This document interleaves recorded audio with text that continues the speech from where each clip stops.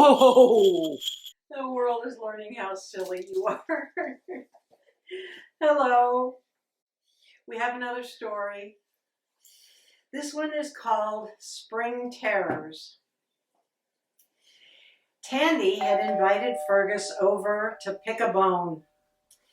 She served up her famous danishes with coffee. "Well, are they not the best you've ever had?" she asked. "Not this again, Tandy. I don't want to be in the middle. You know I love your baking, but the poor lad deserves a chance to have a go if he and the wee fairy want to work that hard. You're the mayor of the garden, and everyone knows what an awesome baker you are. Isn't that enough?" "Well, why does it have to be a bakery? It's not like mine isn't right over his head. Why can't they open a candle shop or even a candy store?" "One might say the same thing to you, dear. And what would you say?" prodded Fergus. "Well, but that's ridiculous. I'm a baker," sputtered Tandy. "Just so," nodded Fergus. "Now, can we put Truff's little bake shop on the back burner for now and address our real problem? It's coming on spring, and you know what happens around here at this time of year. What are we gonna do?" The population of the garden had exploded this year, and they were worried that most were totally unaware of the danger that was coming. "Of course you're right, Fergus. They're coming, and most of these sweet creatures are completely defenseless. We have responsibilities to at least warn them," conceded Tandy. Spring was always a time of beginnings, new creatures being born, flowers opening and smiling up at the sun.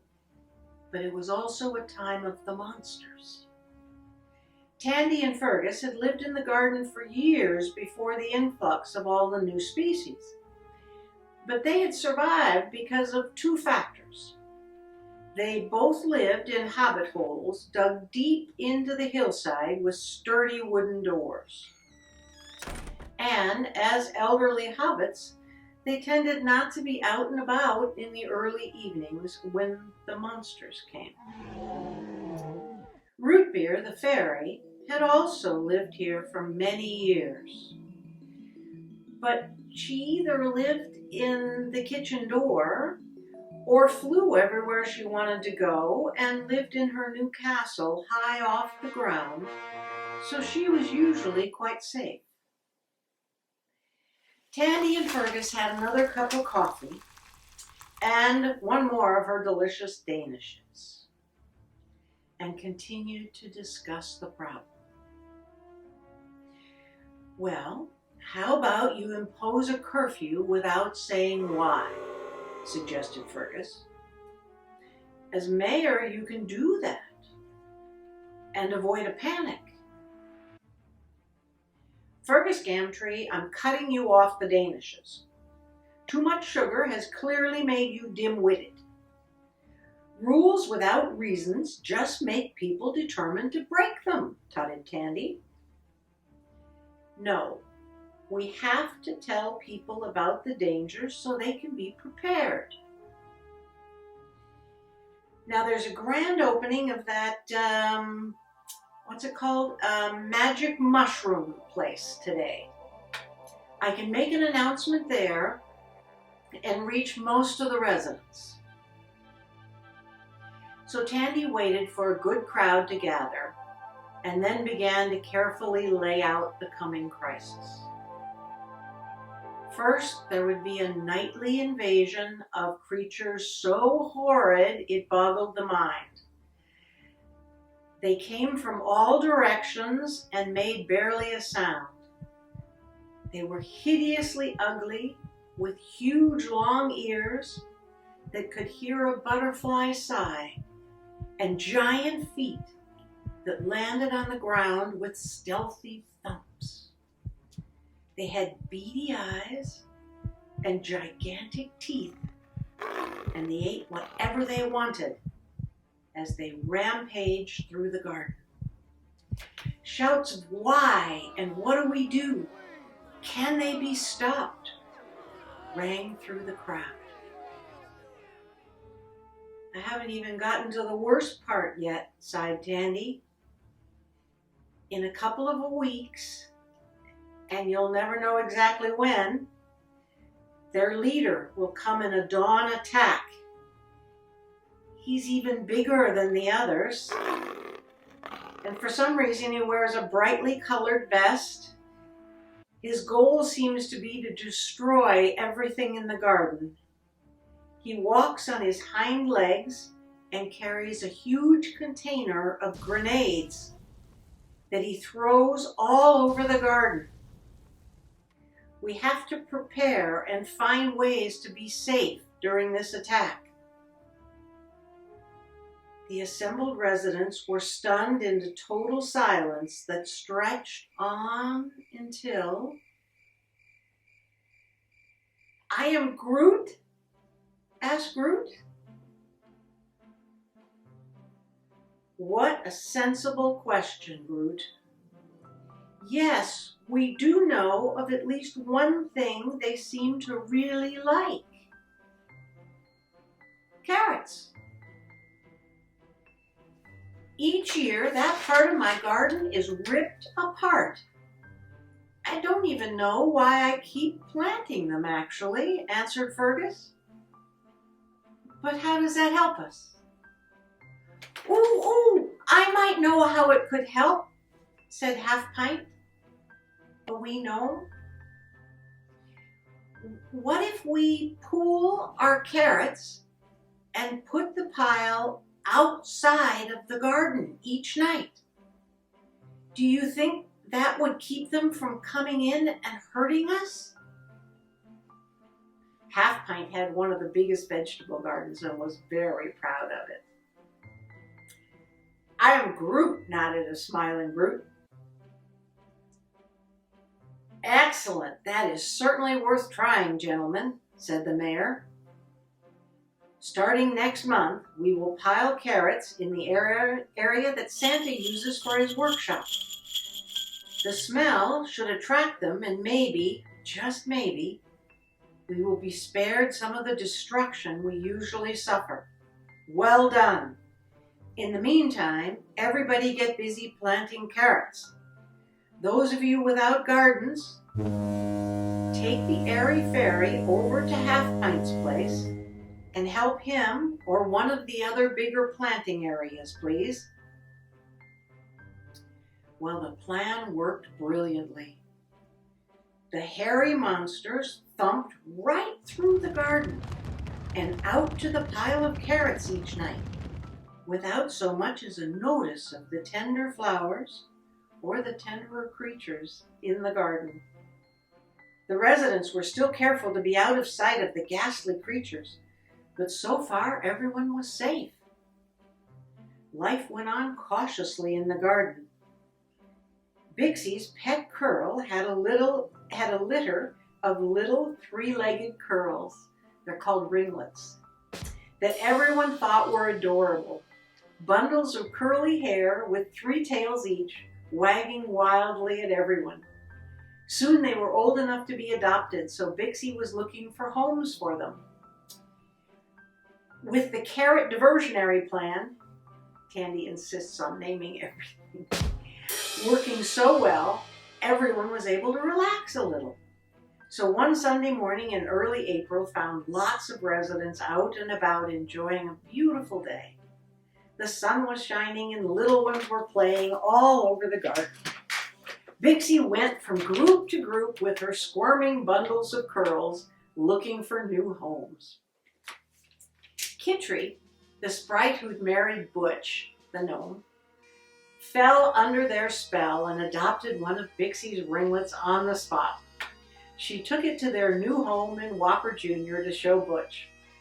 The wee ringlet charmed the couple instantly and had the run of the brand new house. They named her Kelpie after the creatures of Kitri's homeland. Butch had to go off to work early to oversee a new batch of ale she thought would prove interesting. Kitri sang as she puttered in the house and failed to notice that Kelpie had slipped out the door when Butch had left. Mid-song, a shadow fell across the garden floor outside her window. Suddenly, there was screaming and panic as creatures scrambled to grab little ones and seek cover from the huge bombs, falling everywhere at once. One hit the roof and rolled off in front of Kitri's eyes. She followed its path and saw that it was headed out into the garden toward where Kelpie and a group of youngsters were playing. With a yelp, she flew out the door and vaulted over the puppy fence that Butch had put on the deck. The bombs continued to rain down as the monster threw handfuls in every direction. None seemed to have exploded yet, so Kitri figured they had delayed timers or some such diabolical device. The monster was almost on top of the little ones, but she didn't care that it was 10 times her size. She was outraged. "How dare you attack innocent babies?" she shouted at the top of her lungs. It didn't appear to have hurt her and continued tossing ordnance about. She quickly climbed a flower pot and jumped up and down to get its attention. "Hey, you hairy monster, over here! Pick on something closer to your own size." One mammoth ear twitched, and the thing turned and looked down. It focused on Kitri seething as she clung to a wisteria vine while waving her fist, vibrating with fury and spitting curses. It reached out a massive paw and scooped her up. "Are you hurt, you poor little thing?" it purred. "Can I help you in some way?" it asked as it gently stroked her head.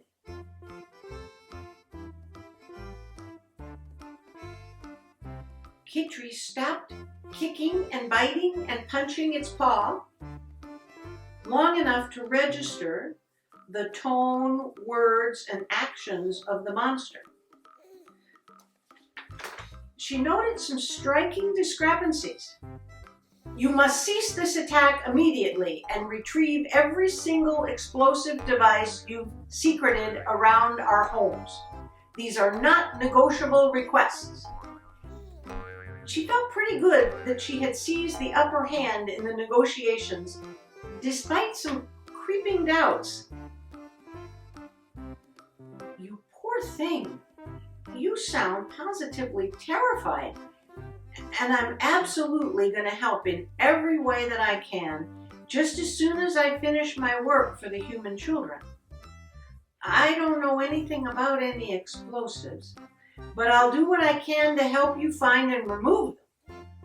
You have my word as the Easter Bunny." "What's an Easter Bunny?" asked Kitri, becoming more and more confused all the time. This was not going at all as she expected.